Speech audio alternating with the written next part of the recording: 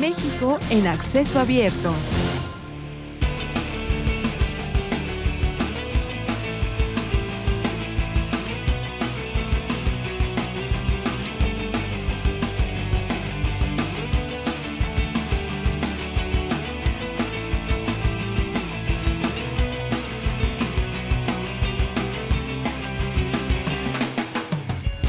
Hola, ¿qué tal? Bienvenidos a una edición más de México en Acceso Abierto. Mi nombre es Emilio Saldaña. En esta ocasión vamos a hacer un recorrido por la Ciudad de México para conocer, desde el punto de vista de los especialistas, cuáles son los retos que en materia de acceso abierto enfrenta nuestro país. Bienvenidos, el programa les va a gustar mucho. ¡Vámonos!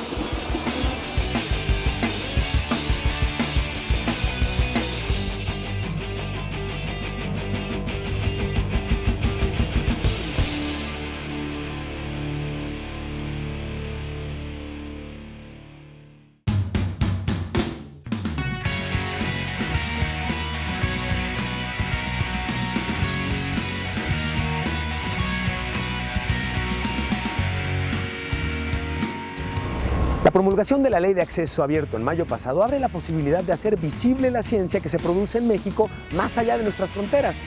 Sin embargo, también es importante planear de qué forma podemos evitar, por ejemplo, la simple imitación y otra serie de retos que nos comparten los especialistas y que yo te invito a ver a continuación. Sin duda alguna, una nueva legislación en el ámbito científico da lugar a retos que tendrán que sortearse para que se obtengan los mejores beneficios en este sector. En el caso de esta ley de acceso abierto, no es la excepción. Uno de los retos es estandarizar los IDs de los investigadores en cada revista o repositorios donde aparezcan para que no existan duplicidades y se tenga un mejor conteo de la citación de los autores. Los investigadores cambian de nombre cuando publican, muchas veces ponen un apellido, o ponen dos, o ponen una letra, o a veces la propia revista les cambia la forma de poner el nombre por reglas de la revista. Lo mismo hacen las instituciones. Entonces, cuando se hacen las revisiones de las publicaciones mexicanas, de las universidades mexicanas, nos topamos con el problema de que a veces los buscadores no las encuentran porque hay cambios en la forma en la que te presentas. Entonces hay un movimiento internacional también de generar IDs que sean numéricos, intransferibles, que aunque tú pongas el nombre que quieras, te representen. Asimismo, otro de estos retos es el referente al derecho de autor, en el que los especialistas sugieren que se abra la posibilidad a un cambio en el esquema de comercialización de las revistas de suscripción.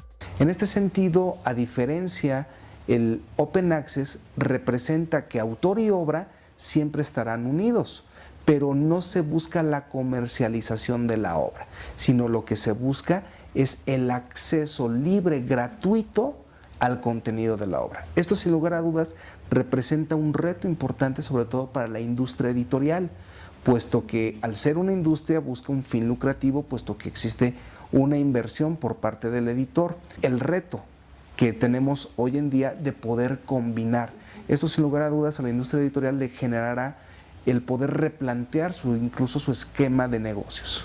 Otro reto es fomentar el uso adecuado de estas nuevas herramientas de información que son los repositorios y revistas de acceso abierto. Nosotros tenemos también que aprender a desarrollar y a transmitir un criterio para saber cómo seleccionar, cómo leer toda esa información, cómo filtrarla, toda esa información que nos viene a través de la web. La legislación de acceso abierto mexicana es una catapulta para que las investigaciones hechas en México sean más reconocidas en el mundo. Sin embargo, a decir de los expertos, aún hay que realizar diferentes acciones para que sea una realidad.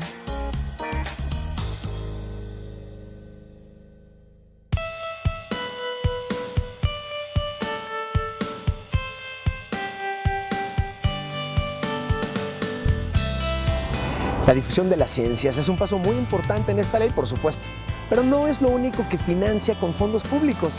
También hay música, literatura y otras áreas que se benefician del erario público y que bien podrían ponerse en acceso libre.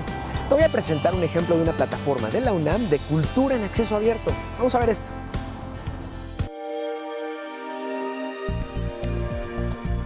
Descarga Cultura. .unam. El acceso abierto no solo se limita a la investigación científica. También hay otro tipo de ejemplos de cómo se comparten contenidos de otra índole como los culturales. Un caso palpable es la plataforma Descarga Cultura, que es una iniciativa de la Universidad Nacional Autónoma de México. Este portal nació en el 2008 con la intención de contribuir en la construcción del bagaje cultural de la comunidad a través de audios con contenidos literarios, académicos e incluso musicales.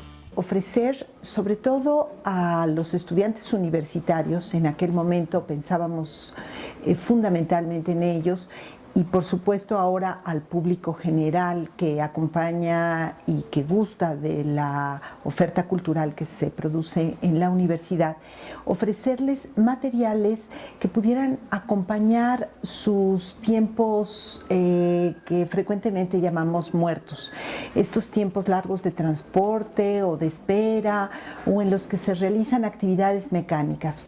Descarga Cultura pone a disposición de los estudiantes podcasts, algunos en voz viva del autor. Los audios se pueden descargar desde la plataforma en internet y también en el canal de la UNAM en iTunes U. Podemos presumir un sitio que ofrece más de 560 títulos, que tiene 560 títulos en línea y que ha recibido bastante más de 1,5 millones de visitas, cerca de 3,5 millones de descargas. Uno de los retos para dotar de contenidos esta plataforma fue hacer comulgar la distribución libre de contenido sin infringir los derechos de autor, para lo cual se exploraron dos opciones. Se solicitaron las autorizaciones correspondientes a los autores para subir su material en audio y acceso abierto a la página, y también se optó por buscar material libre de restricciones de propiedad intelectual. Cuando le presentamos al doctor Narro el programa, que además coincidía o estaba acorde con su plan de desarrollo de la universidad, él acababa de iniciar su rectorado, él nos dio la indicación precisa que apoyaba entusiastamente este programa siempre y cuando fuéramos muy cuidadosos en no infringir de ninguna manera el derecho de autor, las normas legales en materia de derechos de autor. Entonces, en ese momento fue muy difícil seguir esta indicación, pero lo hicimos al pie de la letra y ahora se ha vuelto esa indicación del doctor Narro la principal fortaleza de Descarga Cultura, porque todos los contenidos con los que cuenta tienen autorización de sus propietarios, de los propietarios de los derechos de autor, para ser distribuidos libremente en internet, en la red. En Descarga Cultura se pueden bajar los audios de sus 6 series básicas: literatura, teatro, en voz de la academia, voces para el bachillerato o contenidos especiales, y llevarse en cualquier dispositivo móvil como iPod o en el mismo teléfono celular para disfrutarse en los tiempos libres.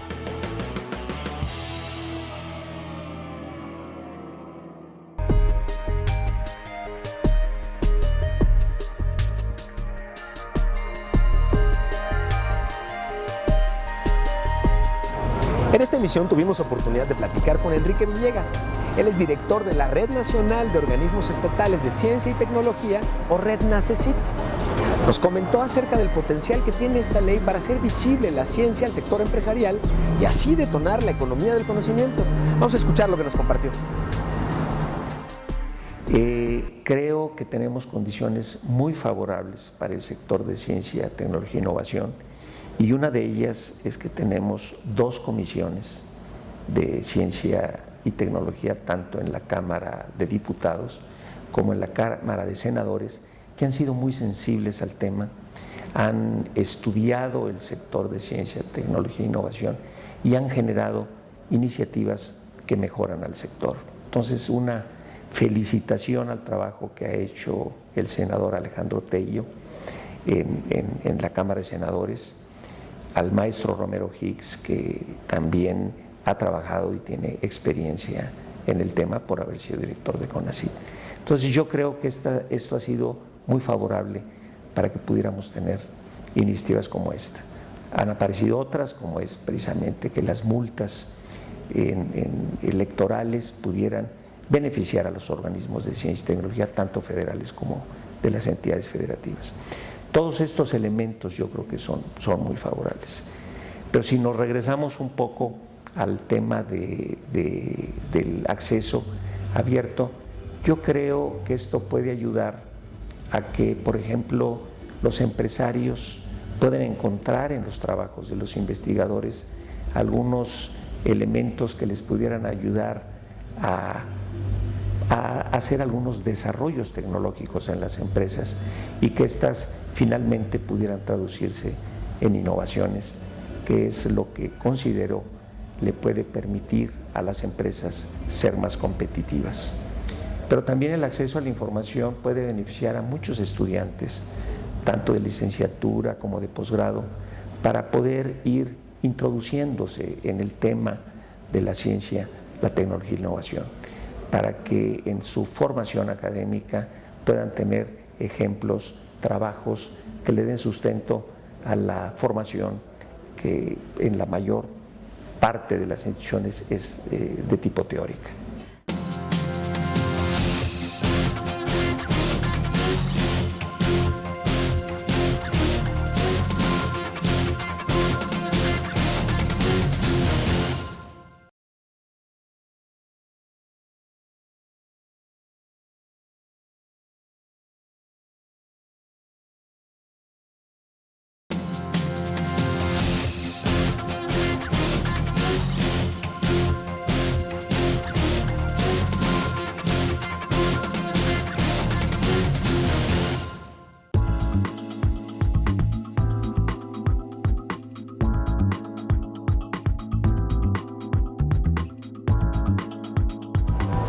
Entre otras utilidades del acceso abierto está la aplicación a educación abierta con recursos de acceso libre. Si crees que no es posible, sí. Aquí en México contamos con ejemplos de cómo adquirir conocimientos sin necesidad de matricularte en una universidad. Veamos lo que hacen en la Universidad Autónoma del Estado de México. Vamos para allá. El sector de la educación también evoluciona ante la aparición del acceso abierto. Un ejemplo son los MOOC o cursos online masivos y abiertos.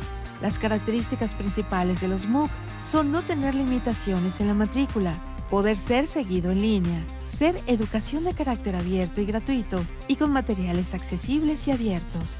Son una evolución en la educación a distancia, en la educación en línea, en la educación virtual, en la dirección que promueve la democratización del acceso a la información y del acceso a la educación.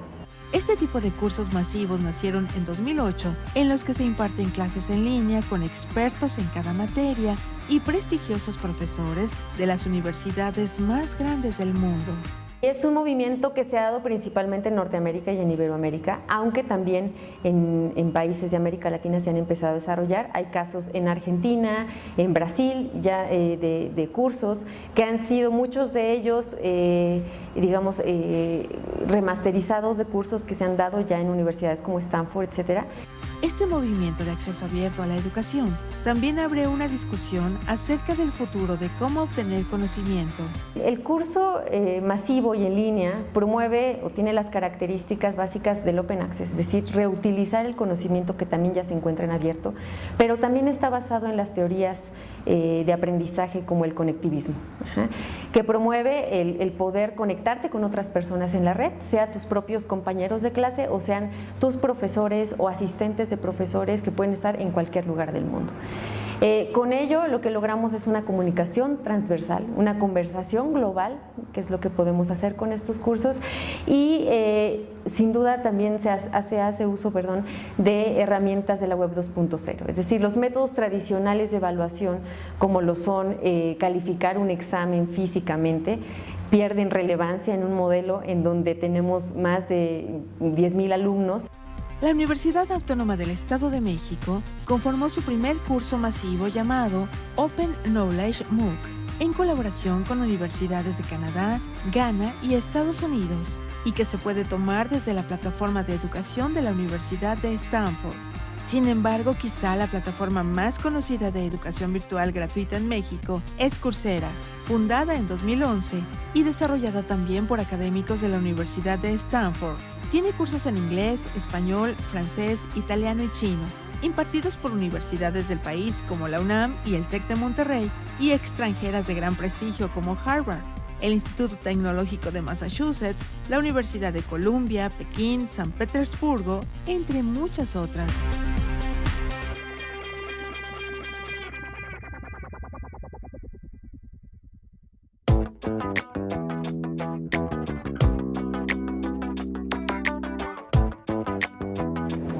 El uso del software libre y otros recursos electrónicos digitales de acceso abierto ha servido no solo para difundir ciencia, por supuesto, también para reinventar objetos culturales. Te voy a presentar el caso de José María Serralde, fundador del ensamble Cine Mudo, colaborador en la apropiación de proyectos digitales de la Orquesta Filarmónica de la Ciudad de México y es un experto en cuestiones de software libre. Vamos a ver cómo José María está aprovechando todos estos recursos para generar cultura libre.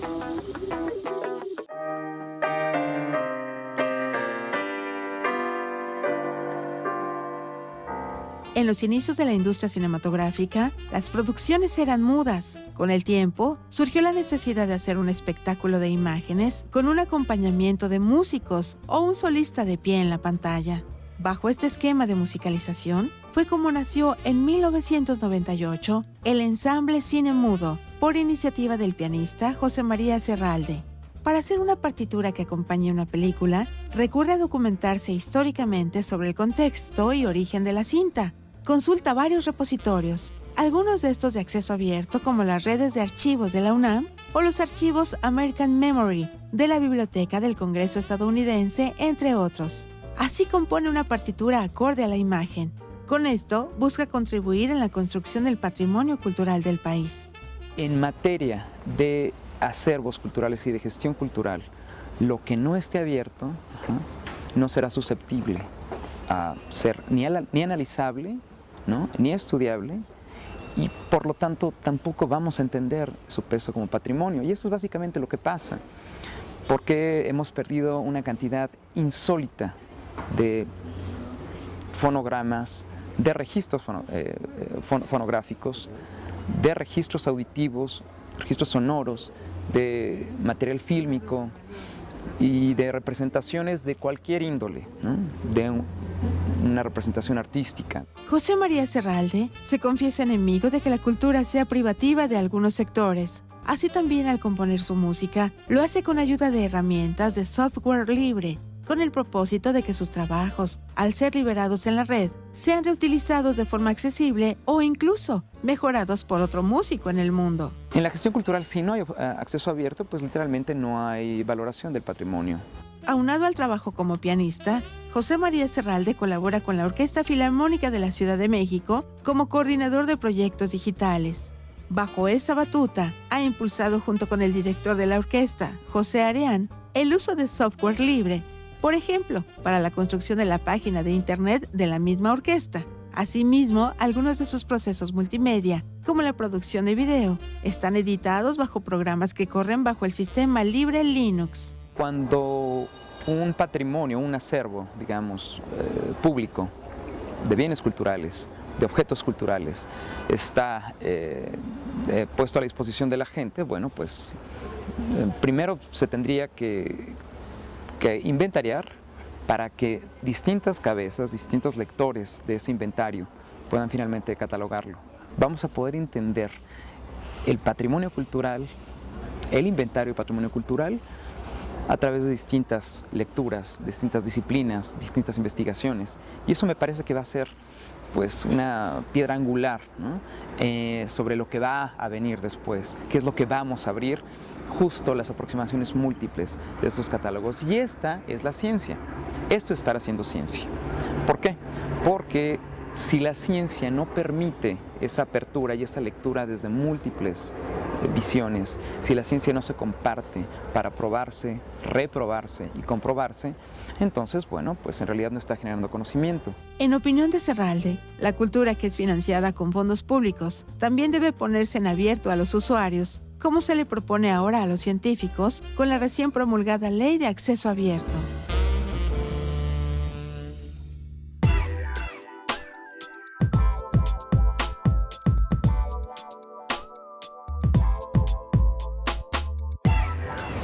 En En nuestra conversación con Enrique Villegas del Red Nacecit, también nos compartió los retos que él considera se tendrán que resolver para que esta nueva ley de acceso abierto sea aplicable y exitosa en nuestro país. Vamos a ver la entrevista. Probablemente la única posibilidad que tenemos para que todos los mexicanos fuésemos o tuviéramos las mismas oportunidades es si logramos tener acceso al conocimiento. Y bueno, una iniciativa de esta índole en donde el conocimiento en México en un porcentaje muy alto, alrededor del 90%, se financia con recursos públicos, me parece muy pertinente una modificación a la ley tanto de ciencia y tecnología como de educación y de la propia ley orgánica del CONACYT, pues para que este conocimiento esté al alcance de todos los ciudadanos. Esto, desde luego, es un reto importante porque significa crear plataformas que permitan el acceso a esa información, que va a ser una tarea que se le encomienda al Consejo Nacional de Ciencia y Tecnología y que se fijó un tiempo para el cumplimiento del mismo, que es de 18 meses. Entonces, este ejercicio, en el caso específico de las entidades federativas, representa para nosotros un gran reto para ir esa información, digamos, recogiéndola, documentarla, ordenarla y que tenga acceso a la población y desde luego en un reservorio nacional como está contemplado.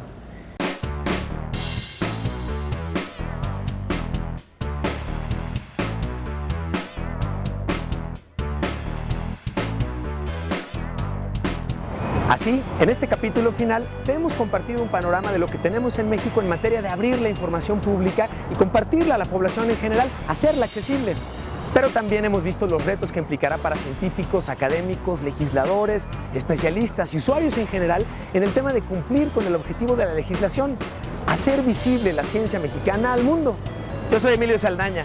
Nuestros programas se encuentran, por supuesto, en acceso abierto, libre, en el canal de YouTube. Estoy en línea, luego existo.